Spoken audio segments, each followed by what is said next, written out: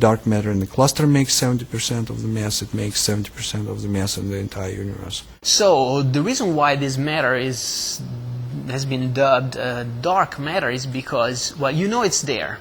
Just like you know the Earth is here. We are being attracted by the center of the Earth. Just like you don't see the Earth from this room, you are unable to see what is the matter in a galaxy which causes this attraction. Still has to be there.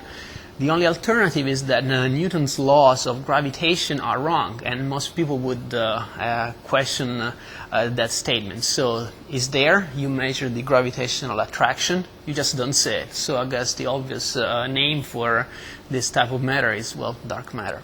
From the obvious but invisible influence of dark matter to dramatically visible supernova remnants, Chandra continues to astound us. The thing about supernova remnants is that they're big objects. They're the result of massive star explosions that have blown the insides of the stars completely out into space. And there's a process of nucleosynthesis that goes on during those explosions that synthesizes heavy elements all the way up, all of the heavy elements that make up the interesting things for us, the carbon and oxygen and iron and the things that allow us to be people. You know, every kind of object that you can think of in the universe, there has been a representative of that class of object has been seen in X-rays with Chandra and even with missions before Chandra. And so there's a lot to study, the whole range of questions from the solar system, you know, out to objects in our galaxy, whether they're normal stars like similar to our sun or the endpoints of stellar evolution like neutron stars, white dwarfs, or black holes. Chandra's X-ray images continue to add volumes to humankind's understanding of some of the most fundamental processes of our universe.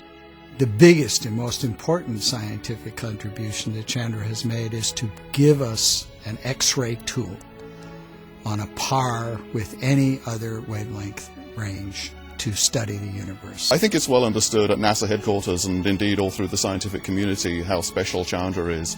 It's really the gold standard for X-ray astronomy right now.